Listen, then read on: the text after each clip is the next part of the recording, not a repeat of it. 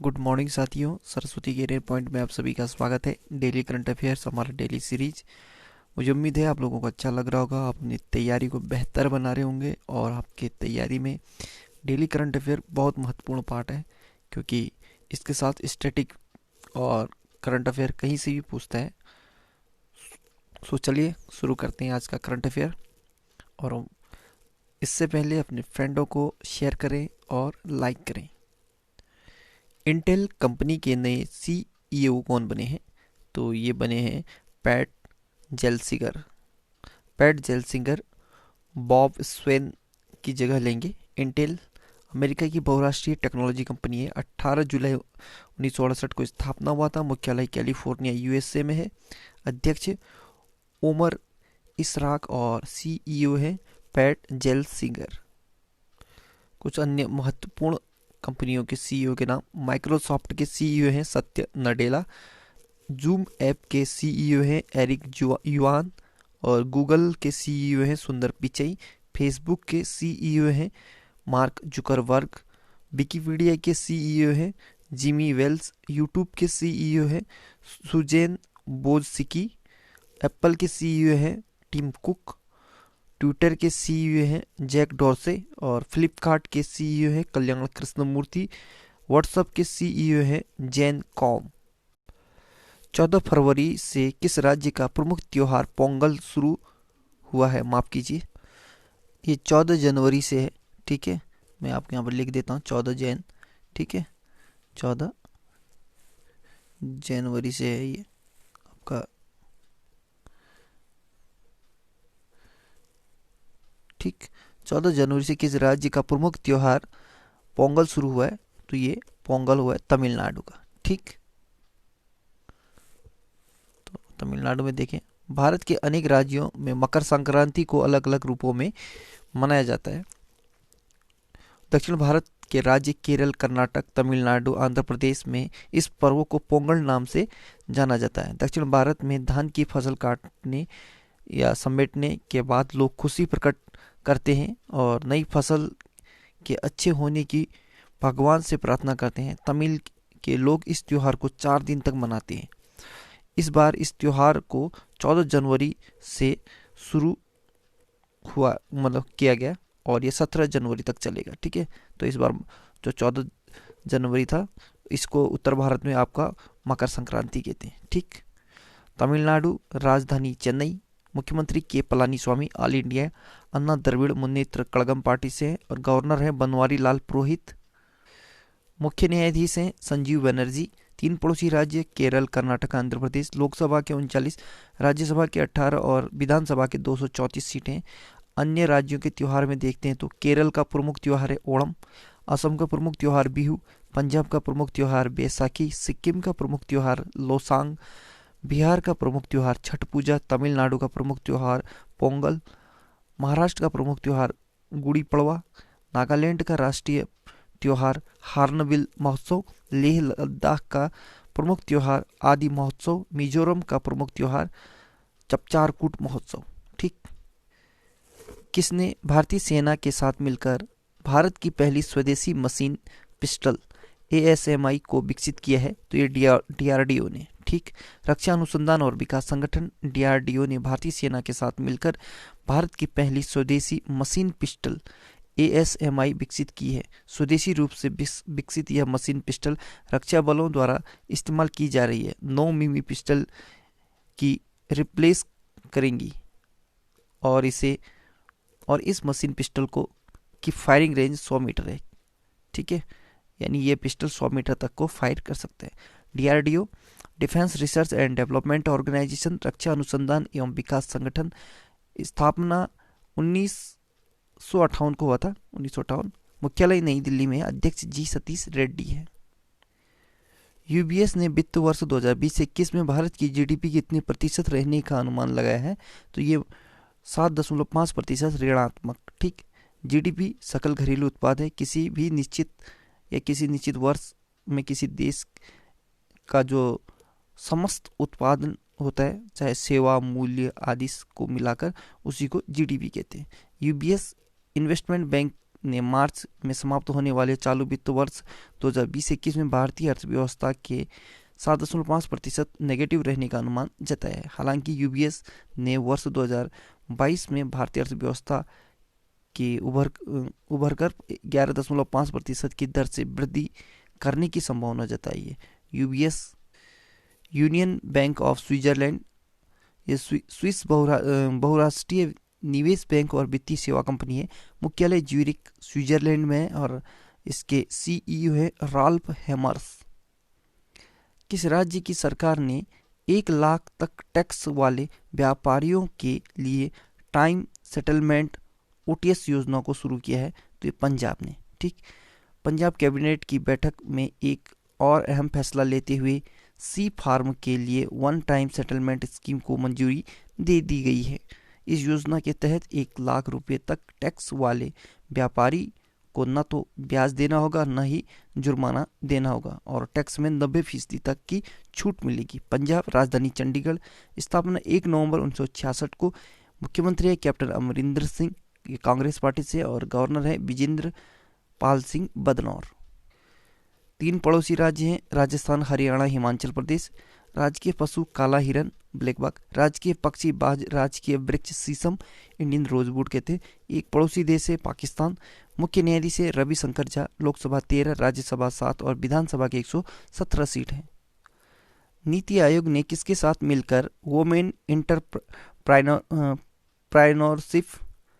Platform launch किया है, launch करने की साझेदारी की है? तो ये फ्लिपकार्ट के साथ मिलकर। ठीक है,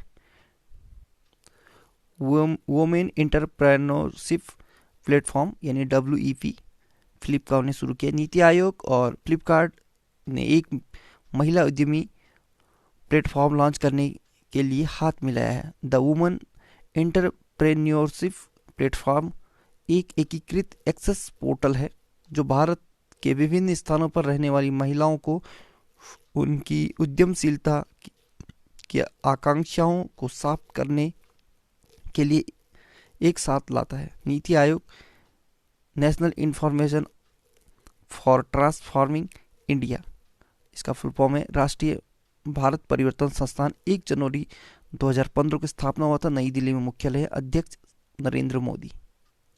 नीति आयोग के उपाध्यक्ष हैं राजीव कुमार और सीईओ है अमिताभ कांत। फ्लिपकार्ट है भारत की ई कॉमर्स कंपनी है। पेरेंट कंपनी है वॉलमार्ट। स्थापना 2007 में हुआ था। मुख्यालय बेंगलुरु कर्नाटक में।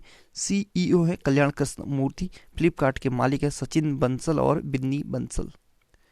केंद्रीय मंत्रिमंडल ने भारतीय वायुसेना के लिए 83 तेजस लड़ाकू विमानों की खरीद के लिए किसके साथ 48,000 करोड़ रुपए का समझौता किया है? तो HAL के साथ। भारतीय वायुसेना के लिए 83 हल्के लड़ाकू विमान तेजस की खरीद को मंजूरी दे दी है।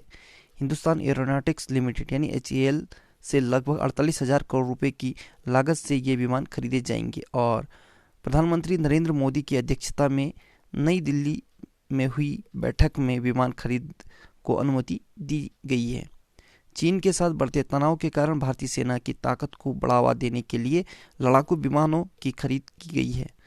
हाल यानी HAL हिंदुस्तान एरोनॉटिक्स लिमिटेड, स्थापना 23 दिसंबर 1940 को हुआ था।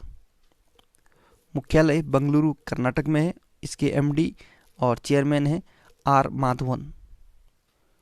भारतीय थल सेना दिवस कब मनाया जाता है? तो ये 15 जनवरी को मनाया। भारत में 15 जनवरी को थल सेना दिवस के रूप में मनाया जाता है। इस दिवस के अवसर में देश की रक्षा में कार्यरत तथा शहीद बहादुर जवानों के योगदान के प्रति सम्मान व्यक्त किया जाता है। फील्ड मार्शल KC करियप्पा ने 15 जनवरी 1949 को general sir Francis butcher, Bharat के अंतिम ब्रिटिश कमांडर इन चीफ, से भारतीय सेना के पहले कमांडर इन चीफ का कार्यभार ग्रहण किया था। इसलिए 15 जनवरी को थल सेना दिवस मनाया जाता है। यहाँ पर याद रखने वाला पॉइंट है कि भारत के पहले थल सेना चीफ कौन थे या जो कमांडर इन चीफ, तो ये भारत के पहले कौन भारतीय थे? तो वो थे जनरल KC करियप्पा। ठीक है, और अंतिम ब्रिटिश कमांडर इन चीफ थे, तो ये आप थे सर जनरल सर या सर जनरल जो भी कहते हैं, फ्रांसिस बुचर।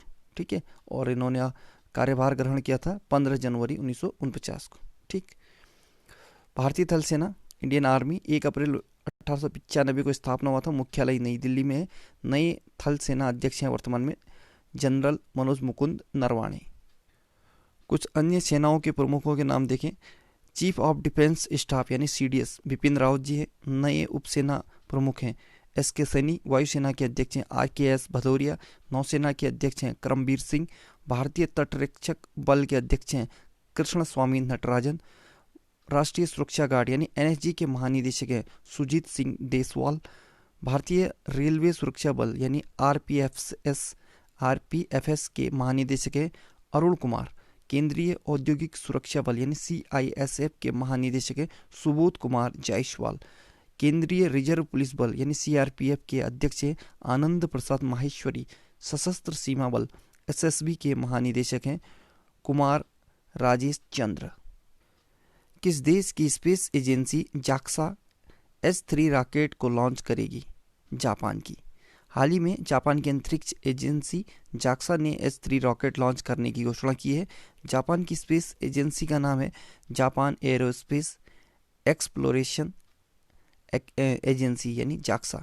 1 अक्टूबर 2003 को स्थापना हुआ था, टोक्यो जापान में मुख्यालय है। इसके अध्यक्ष है हिरोशी यामाकावा। ठीक है, हिरोशी यामाकावा। जापान एशिया महाद्वीप में स्थित है, राजधानी टोक्यो होन्शु द्वीप पर स्थित है और करेंसी है जापानी येन। जापान के प्रधानमंत्री का नाम है योशिहिदे सुगा। ठीक है, कुछ अन्य जानकारी में देखें तो भारत की स्पेस एजेंसी का नाम है इसरो, जापान की JAXA, रूस की स्पेस एजेंसी का नाम है रॉसकॉस्मोस, कोरिया की स्पेस एजेंसी का नाम है कारी, चीन की स्पेस एजेंसी का नाम है CNSA, अमेरिका की स्पेस एजेंसी का नाम है नासा। अमेरिका के इतिहास में कौन पहले ऐसे राष्ट्रपति बन गए हैं जिनके खिलाफ एक ही कार्यकाल में 2 बार महाभियोग प्रस्ताव पारित किया गया? तो ये डोनाल्ड ट्रंप है। अमेरिका के राष्ट्रपति पर महाभियोग की जानकारी।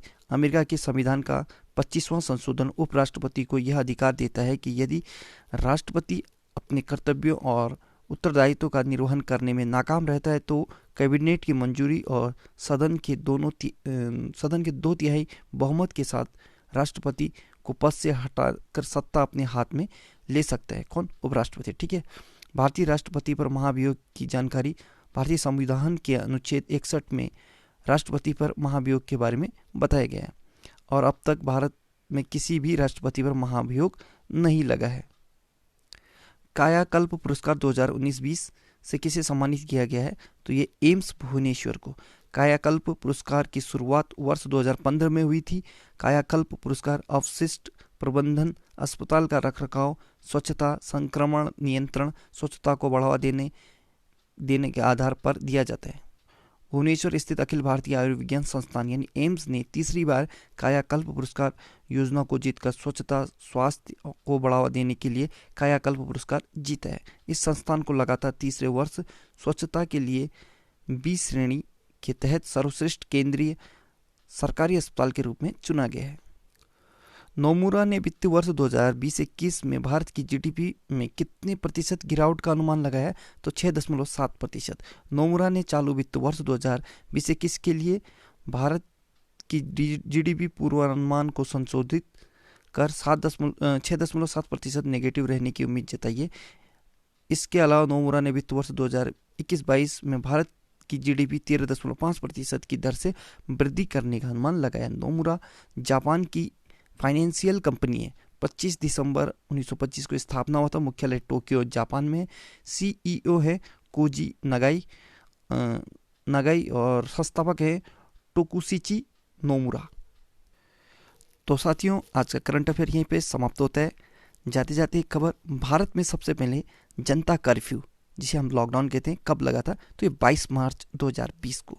ये इम्पोर्टेंट होता है इस महामारी के दौरान। तो जनता कर्फ्यू सबसे पहले कब लगा? 22 मार्च 2020 को। So good luck, have a nice day, आपका दिन शुभ हो।